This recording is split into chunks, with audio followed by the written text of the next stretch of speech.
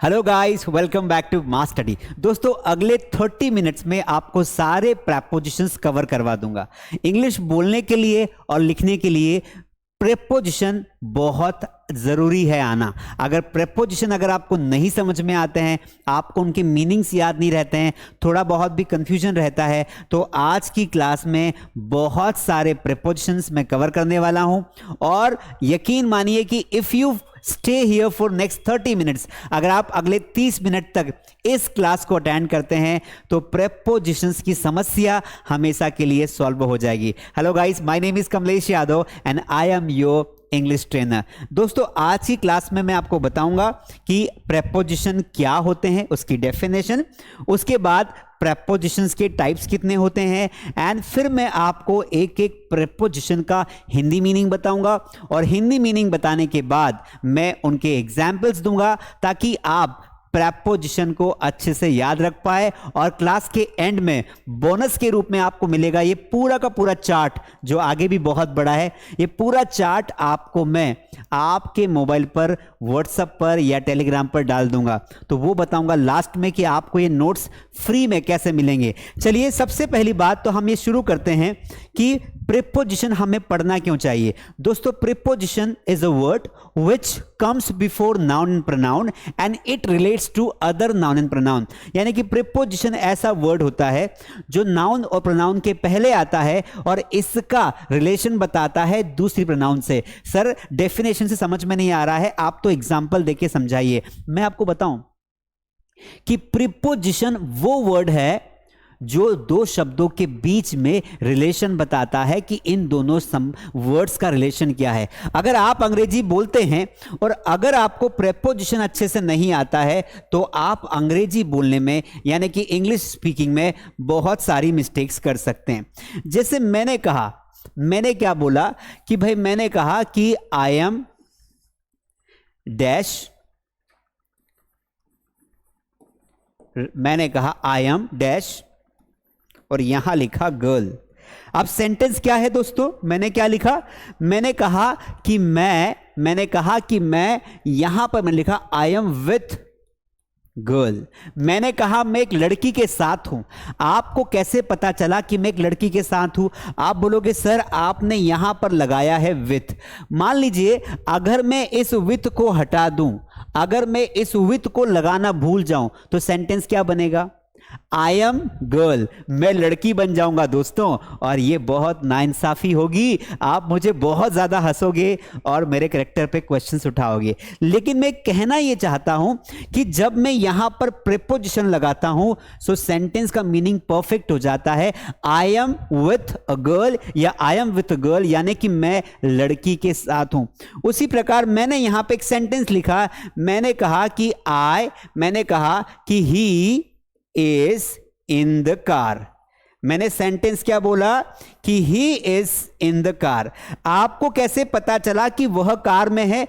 क्योंकि यहां पर हमने क्या लगाया? इन लगाया। इस इन के लगाने से, इस प्रीपोजिशन के लगाने से सेंटेंस का मीनिंग क्या निकला? सही निकला। He is in the car, यानी कि वह कहां है? वह कार में है। He is in the car.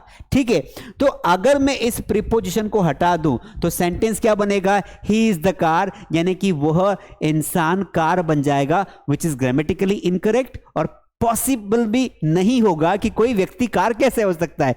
इसीलिए यहां पर जब मैं प्रीपोजिशन लगाता हूं तो सेंटेंस का मीनिंग परफेक्ट निकलता है। तो एक बात तो यह समझिए कि जितनी भी इंग्लिश आप दिन भर में बोलते हैं या जितनी भी इंग्लिश आप दिन भर में लिखते हैं उसमें प्रेपोजिशन का नॉलेज होना बहुत जरूरी है, वो भी डिटेल में। अब मजे की बात क्या है, प्रेपोजिशन हमें अंग्रेजी बोलने में सिर्फ यहां तक परेशान नहीं करते हैं, ये लोग हमें यहां तक परेशान नहीं करते हैं, क्योंकि हमें दिक्कत कहां आती है कि एक वर्ड जो प्रेपोजिशन है ना, जो नाउन के पहले आता है, प्रोनाउन के पहले आता है, वो क्या करता है? एक प्रीपोजिशन अलग अलग जगह अलग अलग मीनिंग निकालता है। सर वो कैसे? जैसे मान लीजिए कि आपने किसी प्रीपोजिशन का मीनिंग याद कर लिया कि सर एट का मतलब तो पर होता है, हमारे टीचर ने हमें सिखाया है, लेकिन हर जगह एट का मतलब पर नहीं होता है।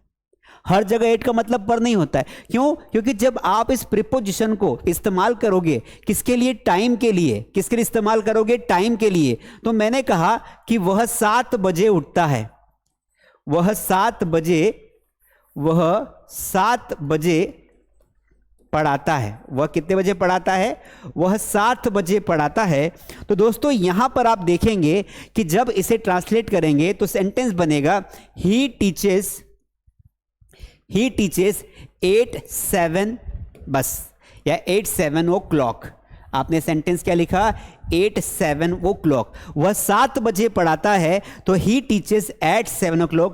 अब मुझे बताओ, हमने तो मीनिंग क्या याद किया था कि 8 का मीनिंग पर होता है, लेकिन इस सेंटेंस में तो कहीं पर पर आया ही नहीं कि वह 7 बजे पर पढ़ाता है। विच मीन्स हम हिंदी मीनिंग से या किसी एक प्रीपोजिशन का एक मतलब नहीं निकाल सकते। हमें प्रीपोजिशंस के रूल्स पता होने चाहिए कि किस कंडीशन में, किस सिचुएशन में प्रीपोजिशन लगेगा। अच्छा, ऐसा नहीं है कि सिर्फ 8 का इस्तेमाल हम सिर्फ टाइम बताने के लिए ही करते हैं। 8 का इस्तेमाल हम जगह बताने के लिए भी करते हैं, प्लेस के लिए भी करते हैं। कि आपने सेंटेंस यहां पर बनाया, क्या बनाया कि मैं पंडित कॉलोनी में रहता हूं, मैं पंडित कॉलोनी में रहता हूं। तो यहां पर जब मैं सेंटेंस को इंग्लिश में कन्वर्ट करूंगा तो मैं बनाऊंगा I live at Pandit colony, यानी कि छोटी मोटी कॉलोनी से पहले भी आपको क्या करना पड़ेगा? आपको 8 लगाना पड़ेगा। क्या करना पड़ेगा? 8 लगाना पड़ेगा। आप बोलोगे सर क्या सारी कॉलोनीज के पहले 8 लगाते हैं? मैंने कहा भैया यहां तो लगाते ही हैं, पर कभी कभी हम किसी स्किल की बात करेंगे। कोई व्यक्ति अगर किसी कला में अच्छा है, किस में अच्छा है? कला में अच्छा है, तो वहां पर भी 8 आता है। मैंने कहा कि मैं इंग्लिश में अच्छा हूं, ये मेरी स्किल है, इंग्लिश में अच्छा हूं। तो यहां पर जब मैं इंग्लिश में सेंटेंस बनाऊंगा तो यहां पर हमने तो क्या याद कर रखा है कि इन का मतलब क्या होता है? मे होता है। हमने क्या याद करके रखा है कि इन का मतलब तो मे होता है। लेकिन अगर आपने इस मे का मतलब अगर आपने इन निकाला तो सेंटेंस गलत हो जाएगा दोस्त। तो आप जब सेंटेंस को बनाते हैं तो आप इसमें बोलते हैं I am good at English. अब आपने यहां पे मैं अंग्रेजी में अच्छा हूं तो आपने यहां पे क्या किया? 8 लगा दिया, जबकि आपने याद क्या किया था? आपने याद किया था कि इन जहां भी मैं आएगा ना वहां पर तो मैं इन लगाऊंगा। दोस्त समझाना ये चाहता हूं, बात को समझो। अगर अच्छा लग रहा है तो लाइक करो, सब्सक्राइब करो और 10 लोगों को शेयर करना। और आपको मेरा पढ़ाने का तरीका कैसा लगता है कमेंट में जरूर बताना, ताकि आने वाले जो विद्यार्थी हैं, जो स्टूडेंट्स इस वीडियो को बाद में देखेंगे, जब वो आपकी कमेंट्स पढ़े तो उनको पॉजिटिव वाइब्स आनी चाहिए। तो यहां पर हमने देखा कि एक 8 प्रीपोजिशन, मैं इंग्लिश में अच्छा हूं, I am good at English. तो मैंने ये बताने की कोशिश कर रहा हूं कि एक प्रीपोजिशन का इस्तेमाल कई जगह पर हो सकता है। इसीलिए प्रीपोजिशन ऑफ टाइम भी होता है, प्रीपोजिशन ऑफ प्लेस भी होता है और प्रीपोजिशन ऑफ डायरेक्शंस भी होता है। तो कहने का मतलब यह है कि प्रीपोजिशन का नॉलेज होना बहुत जरूरी है, ताकि जब आप इंग्लिश बोले ना तो सही इंग्लिश बोलें और इफेक्टिव इंग्लिश बोले, so that you can Impress people. तो चलिए आज का कार्यक्रम शुरू करते हैं। ये तो मैंने एक आपको बेसिक डिफरेंशिएट बताया। आज मैं आपको 30 मिनट की क्लास में बहुत सारे प्रीपोजिशंस पढ़ाने वाला हूं एंड आई डेफिनेटली होप कि लास्ट तक टिके तो मजा आ जाएगा दोस्तों। अगर आपको हमारी ऑनलाइन क्लासेस ज्वाइन करनी हो तो नीचे दिए गए नंबर पे कॉल करके एक बार ट्राई कर सकते हैं। मास स्टडी ऐप डाउनलोड कर लेना, ये सारे नोट्स वहां पर अवेलेबल हो जाएंगे। देखिए सबसे पहली बात, प्रीपोजिशन होता क्या है? प्रीपोजिशन को हिंदी में बोलते हैं संबंध सूचक अवयव। अब संबंध सूचक यानी कि जो दो वर्ड के बीच में रिलेशन बताया। मैंने आपको एग्जांपल दिया कि मैं एक लड़की के साथ हूं तो वहां पर मैंने विथ लगाया। तो मैंने कहा कि आई एम विथ गर्ल, मैंने यहां पे बोला आई एम विथ गर्ल, तो यहां पर ये जो विथ है ये हम दोनों के बीच में रिलेशन बता रहा है, संबंध बता रहा है कि मैं किसके साथ हूं, आई एम विथ अ गर्ल। मैंने एक एग्जांपल दिया था कि he is in the car, तो वह कहां पर है? तो मैंने यहां पे एग्जांपल लिखा था कि he is in the car. तो यहां पर ये जो इन है ना, ये रिलेशन बता रहा है ही और कार के बीच में कि वह व्यक्ति कार में है। समझ में आया? आ गया? तो प्रीपोजिशन क्या करता है? ऐसे शब्द होते हैं जो किसी नाउन या प्रोनाउन के पहले आते हैं और उन्हीं नाउन या प्रोनाउन का रिलेशन किसी दूसरे नाउन या प्रोनाउन से करते हैं। जैसे यहां पर अगर आप देखेंगे ना, तो ये जो विथ था ये गर्ल के पहले आया, किसके पहले आया? गर्ल के पहले आया। और इसने क्या किया? इस गर्ल का रिलेशन बताया मुझसे, यानी कि प्रोनाउन से। तो ये प्रोनाउन है और ये नाउन है। तो ये प्रोनाउन के नाउन के पहले भी आ सकता है, प्रोनाउन के पहले भी आ सकता है। ये बात आपको ध्यान रखना है। अल्टीमेटली दो शब्दों के बीच में जो शब्द आता है ना, और वो दोनों शब्दों के बीच में रिलेशन बताता है, तो वो प्रेपोजिशन होता है। अब देखो प्रेपोजिशन जो होते हैं ना, बेसिकली वो तीन प्रकार के होते हैं। ऐसा इसलिए होता है बिकॉज एक प्रेपोजिशन का इस्तेमाल हम अलग अलग जगह कर सकते हैं। तो जिस प्रेपोजिशन का इस्तेमाल हम करेंगे, जैसे ये यहां पर एक वर्ड आपको बताता हूं, प्रीपोजिशन ऑफ डायरेक्शन। तो बहुत सारे ऐसे वर्ड्स होते हैं जो प्रेपोजिशन ऑफ डायरेक्शंस होते हैं। सर वो वर्ड्स कौन कौन से होते हैं, जरा बता दीजिए। जैसे मैंने कहा, एग्जाम्पल यहां पर दिखाता हूं, जैसे जो ऐसे प्रेपोजिशंस जो दिशा बताते हैं, जैसे मैंने कहा कि टू, तो टू क्या करता है? दिशा बताता है। मैंने कहा टूवर्ड्स, टूवर्ड्स क्या करता है? एक डायरेक्शन बताता है, की ओर बताता है। तो ऐसे बहुत सारे प्रेपोजिशन है जो क्या बताते हैं? दिशा बताते हैं।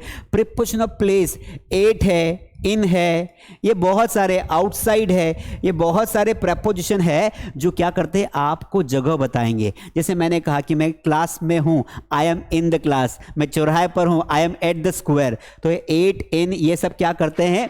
प्रेपोजिशन ऑफ प्लेस बताते। आगे डिटेल में बताऊंगा, पहले बेसिक समझो कि प्रीपोजिशन को तीन तरीके से हमें पढ़ना होता है, ताकि आपको कंफ्यूजन ना हो कि सर आपने तो बोला था कि एट का इस्तेमाल टाइम के लिए होता है, फिर आप यहाँ प्लेस के लिए क्यों कर रहे हो? तो इसीलिए एक प्रीपोजिशन का इस्तेमाल मल्टीपल वे में होता है। कुछ टाइम वाले होते हैं, जैसे एट हो गया, इन हो गया, ऑन हो गया, बहुत सारे होते हैं। एग्जाम्पल्स यहां पर दिए हैं, जैसे प्रीपोजिशन ऑफ डायरेक्शंस। जैसे मैंने कहा कि वह इंदौर गया, तो इंदौर की तरफ गया, तो और आ गया ना, तो ही वेंट टू इंदौर। यहां पे टू क्या कर रहा है? एक डायरेक्शन बता रहा है, दिशा बता रहा है कि इंदौर की तरफ गया। वह मेरी ओर आ रहा है, he is coming towards me, तो टूवर्ड्स का मतलब होता है मेरी ओर, तो यहां पर भी एक दिशा बता रहा है। तो पहला टाइप क्या हुआ? Preposition of direction. ये प्यारे प्यारे जो नोट्स है ना बेटा, ये सारे के सारे जो नोट्स हैं मैं आपको अपने टेलीग्राम ग्रुप पर डाल दूंगा। इस क्लास खत्म होने के बाद आप हमारा हमारा टेलीग्राम ग्रुप ज्वाइन कर लेना, फ्री है, कोई चार्जेस नहीं है। टेलीग्राम ग्रुप की लिंक नीचे डिस्क्रिप्शन में है। मास स्टडी डाउनलोड करके, टेलीग्राम डाउनलोड करके मास स्टडी को ज्वाइन करना। ये आपको पीपीटी बनाया पीपीटी आपको मिल जाएगा फ्री में, बढ़िया आराम से पढ़ लेना, पहले समझ लो। तो अगला देखते हैं प्रीपोजिशन ऑफ प्लेस। ऐसे प्रीपोजिशन जो प्लेस बताते हैं, स्थान बताते हैं। मैं घर पर हूं, आई एम एट होम। कई सारे बच्चे ये बोलते हैं कि मैं घर में हूं, तो आई एम इन होम लगाते। दोस्तों होम के पहले कभी भी इन नहीं आता है। होम के पहले केवल एक ही प्रेपोजिशन आ सकता है, वो है एट। मैं घर पर हूं, आई एम एट होम, है ना। मैं दिल्ली में रहता हूं, बड़ा स्थान हो तो इन लगाते हैं, आई लिव इन दिल्ली। तो ये हो गया आपका प्रेपोजिशन ऑफ प्लेस। अगला है प्रेपोजिशन ऑफ टाइम। अब जो ऐसे जो वर्ड्स होते हैं जो टाइम बताते हैं, वह मार्च के पहले यहां आया, मार्च के पहले, तो ही केम हियर बिफोर मार्च। तो यहां पे देखो जो बिफोर है ना, वो टाइम बता रहा है। मैं आपसे सोमवार मिलूंगा, I will meet you on Monday. तो यहां पर जो ऑन है ना, वो टाइम के पहले आया, तो ये प्रेपोजिशन ऑफ टाइम कहलाएगा। तो तीन कैटेगरी है, preposition of direction, preposition of place और प्रेपोजिशन ऑफ टाइम। याद कर लो, मेरे साथ बोलोगे तो याद हो जाएगा। आगे देखते हैं। अब चूंकि दिक्कत कहां आती है, अब सर हमको ना इतना तो याद ही नहीं होता है, तो आपको ना एक मोटा मोटा तरीका बताता हूं प्रेपोजिशंस का। मैं अब क्या करूंगा, क्योंकि मुझे बहुत सारे प्रेपोजिशन समझाना है ना आपको, तो मैं रिटर्न में एग्जाम्पल्स आपको नहीं दे पाऊंगा।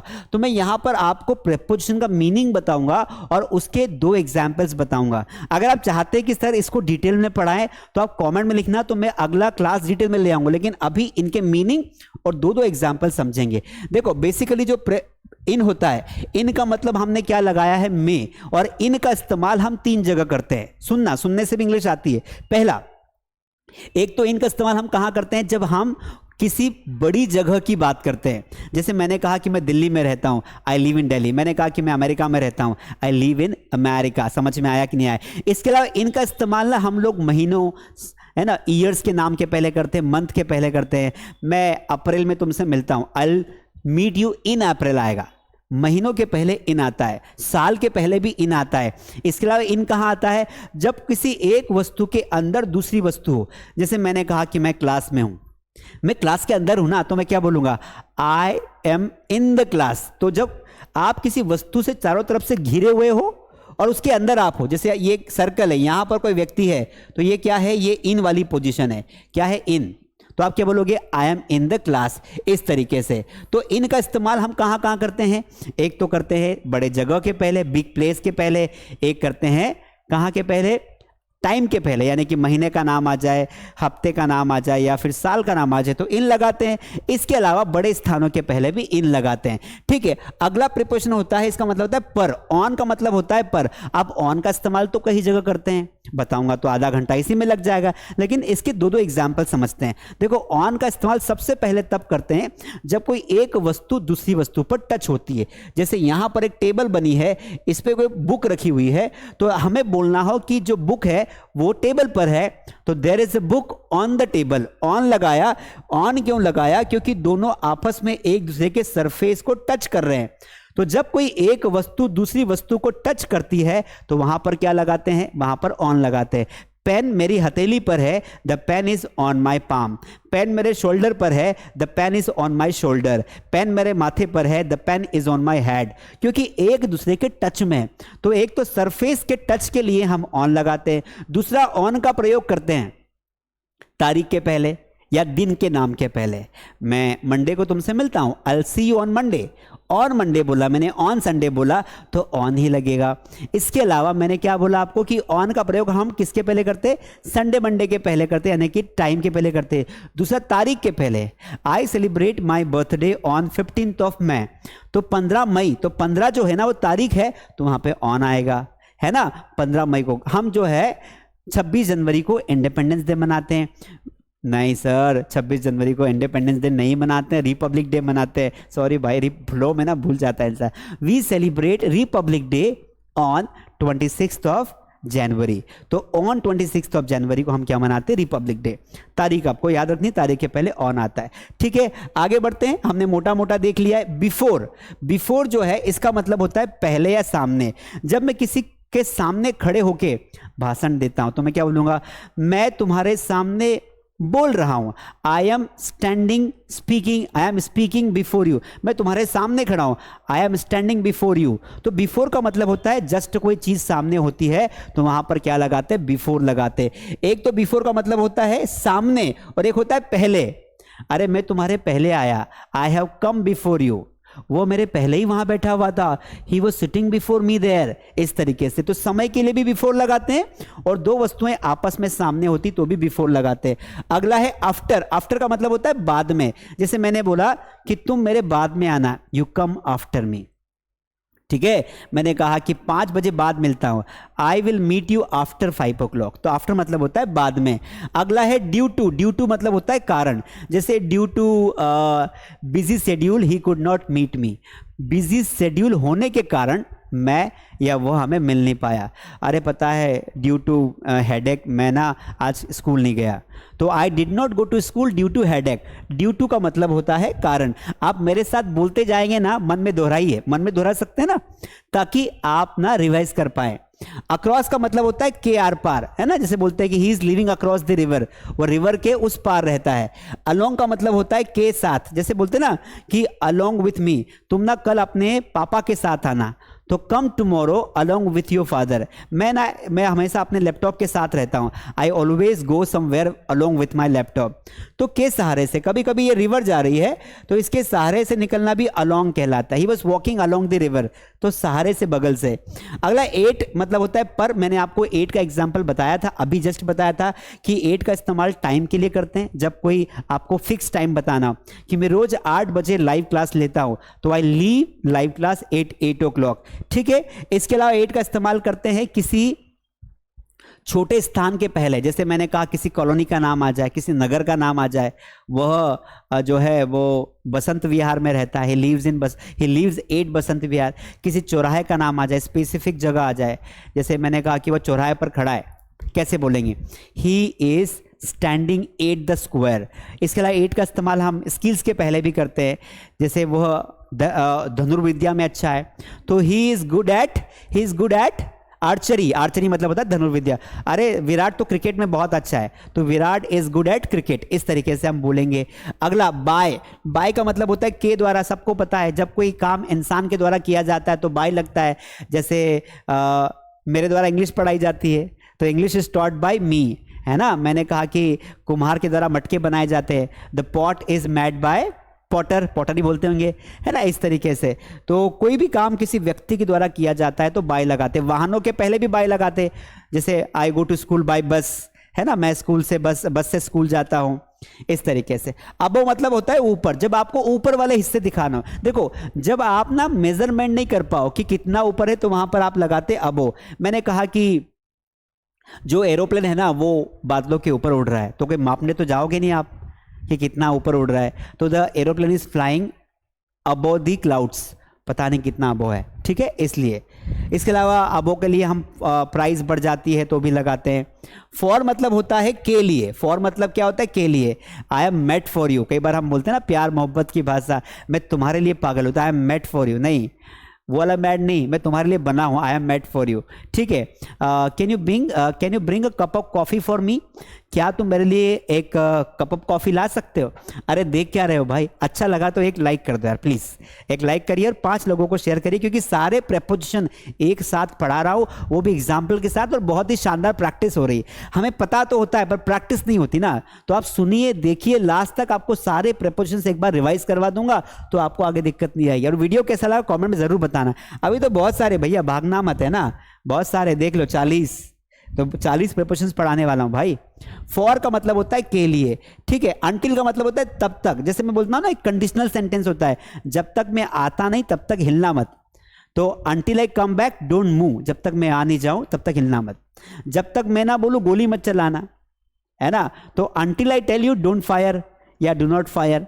इसके अलावा बिसाइड्स का मतलब होता है बगल में, जैसे हम बोलते हैं ये बिसाइड्स का मतलब तो वो नहीं होता, बगल में नहीं, के अलावा होता है ना। ये एस लगने से मीनिंग बदल गया। जैसे मैंने कहा कि मुझे छोड़कर सब पिकनिक चले गए, तो everybody went to picnic besides me, यानी कि मुझे छोड़कर सब पिकनिक चले गए, इस तरीके से। तो को छोड़कर मतलब चाय को छोड़कर मैं सब पी लेता हूं, तो I drink everything besides T, चाय को छोड़कर। तो कोई व्यक्ति के अलावा कोई काम करते हैं, बाकी सब काम करते हैं, तो बिसाइड्स लगाते हैं। अच्छा ध्यान रखना, यहां पर एस लगने से मीनिंग बदल गया, अगर एस नहीं लगता तो ये होता बिसाइड। अब इस बिसाइड का मतलब होता है के बाजू में, है ना, वह मेरे बाजू में खड़ा है, he is standing beside me, वह मेरे साइड में बैठा है, he is sitting beside me. Behind मतलब होता है पीछे की साइड, जैसे मैंने बोला कि राहुल ना मेरे पीछे खड़ा है, तो Rahul is standing behind me, पीछे।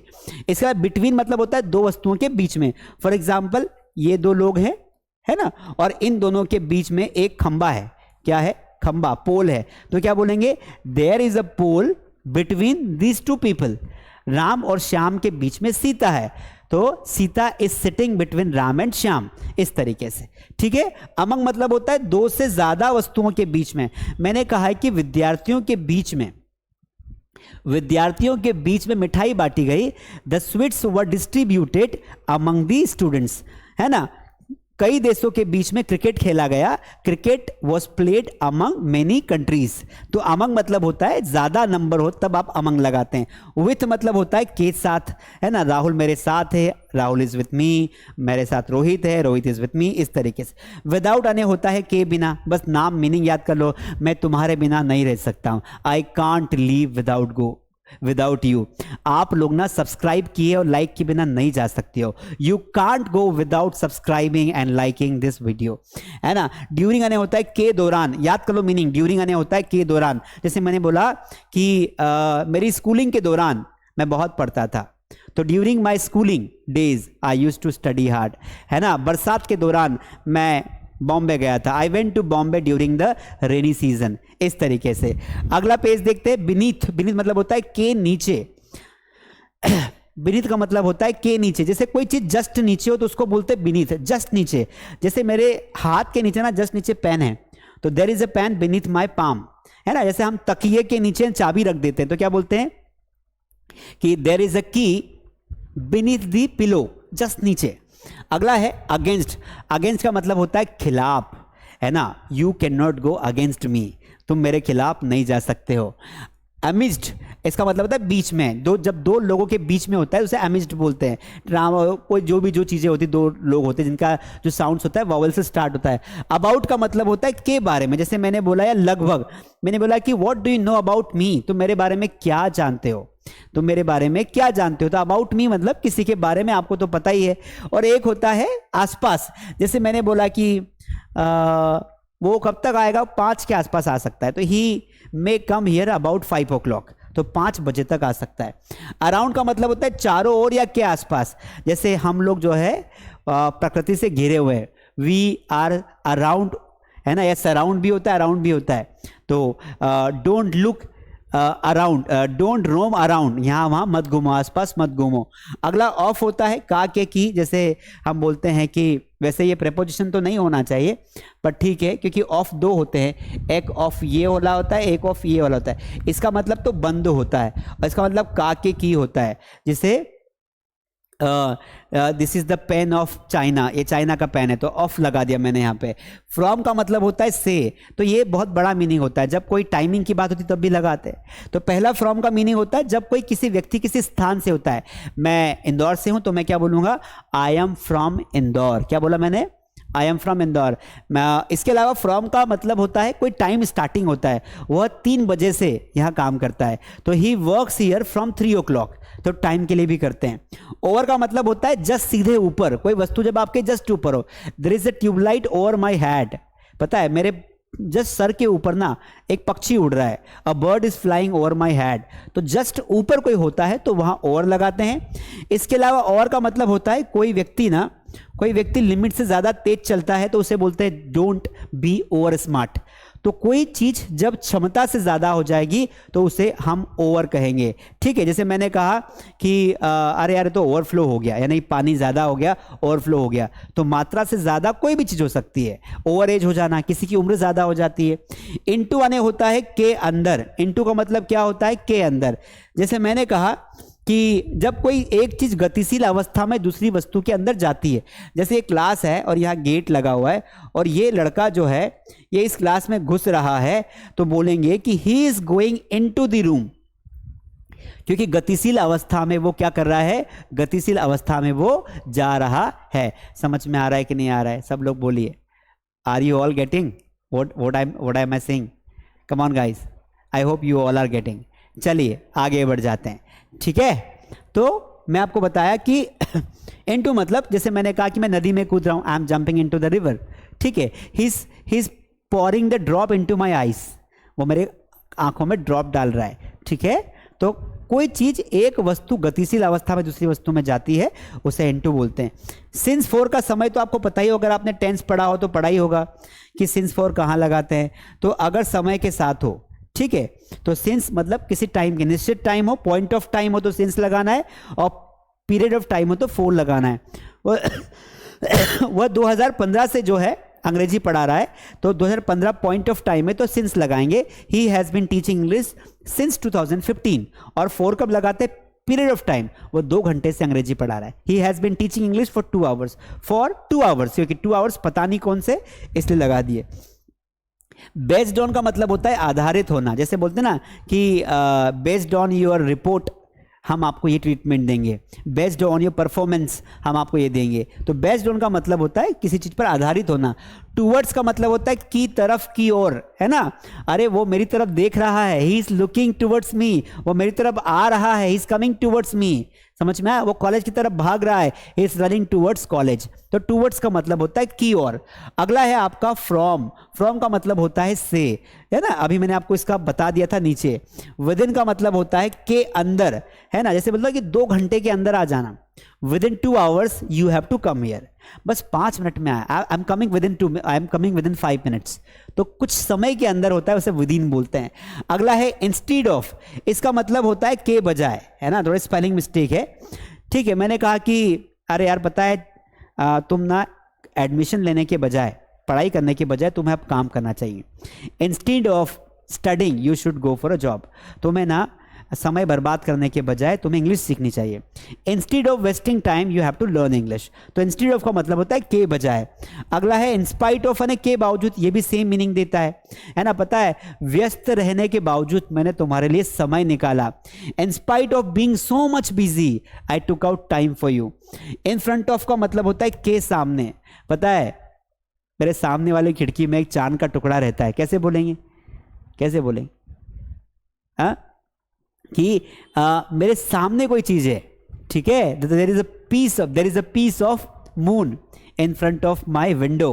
तो कोई भी व्यक्ति आपके सामने खड़ा हो, जैसे उसका घर ना मेरे घर के सामने, his house is in front of my house. मैं बैंक के सामने खड़ा हूं, I am standing in front of bank.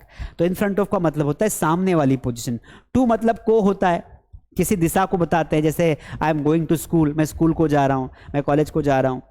Next to का मतलब होता है के आगे। नेक्स्ट टू का मतलब होता है कि जैसे एक लाइन से कुछ चीज बनी होती है वन बाय वन, तो वहां पर भी नेक्स्ट टू लगाते हैं। जैसे मैंने कहा कि नेक्स्ट टू माय डोर, मतलब मेरे अगले घर में, उसका घर तो मेरे अगले घर, मेरे सर साइड में, तो his house is next to my door. पता है, मंदिर तो मेरे घर के जस्ट पास में, तो the temple is next to my door. तो कोई चीज जब जस्ट सामने होती, आगे होती, वहां पर बताते हैं। और नियर टू का मतलब होता है पास में, don't go near to this, इस तरीके से बोलते हैं। तो ये आपके हो गए पूरे 40 प्रेपोजिशंस। मैंने आपको ये बताया कि उनके मीनिंग क्या होते हैं, प्रेपोजिशंस के मीनिंग भी बताए, और हर प्रेपोजिशंस का एक या दो एग्जाम्पल बताया। एक प्रकार का प्रैक्टिस सेशन था ये, मुझे आपको डिटेल में नहीं पढ़ाना था। अगर आप बोलोगे तो मैं डिटेल में भी पढ़ा सकता हूं। कमेंट करना कि सर इसका डिटेल्ड वीडियो लाए। तो अगर इस वीडियो के 1000 से ज़्यादा लाइक होते हैं और अगर 100 से ज़्यादा कमेंट्स आती है कि सर इसका पार्ट 2 लाओ, तो मैं इसका पार्ट 2 जरूर लेके आऊँगा, जिसमें मैं डिटेल्स में पढ़ाऊंगा। बाकी एक हल्का हल्का रिवीजन हो गया है, आपको कैसा लगा ज़रूर बताना। और अगर आपने अभी तक हमारे सोशल मीडिया प्लेटफॉर्म्स को फॉलो नहीं किया है तो ज़रूर करें। ये हमारे चैनल्स हैं, 4 चैनल्स हैं, चारों चैनल्स को आप फॉलो करके अपना नॉलेज बढ़ा सकते हैं। इंस्टाग्राम पे आप मुझे फॉलो कर सकते हैं, मास स्टडी को फॉलो कर सकते हैं, और टेलीग्राम ग्रुप हमारा जरूर ज्वाइन कर लेना। और अगर आपको इसी तरीके से इंग्लिश सीखना अच्छा लगता है तो आप हमारी लाइव क्लासेस ज्वाइन करके अपने नॉलेज को बढ़ा सकते हैं। ये हमारे कोर्सेज के बारे में इसमें जानकारी दी है, बेसिक से लेकर एडवांस तक हम सिखाते हैं। सारे कोर्सेज है, एक बार आप इनको ओवरव्यू करिए। ये पीपीटी में टेलीग्राम पर डाल दूंगा, जहां पर सारे कोर्सेज की डिटेल मिल जाएगी। कुछ भी क्वेरी हो, कोई दिक्कत हो, नंबर दिया है, you can call us and you can talk about our courses. Video अच्छा लगा हो लाइक करिए, शेयर करिए और सब्सक्राइब करना बिल्कुल भूलिए। अब समय हो चुका है, I have to move now. अगर आपको सच में अच्छा लगा हो तो कमेंट करके जरूर जाना, मैं सारी कमेंट्स पर्सनली पढ़ता हूं और रिप्लाई भी करता हूं। Thank you so much.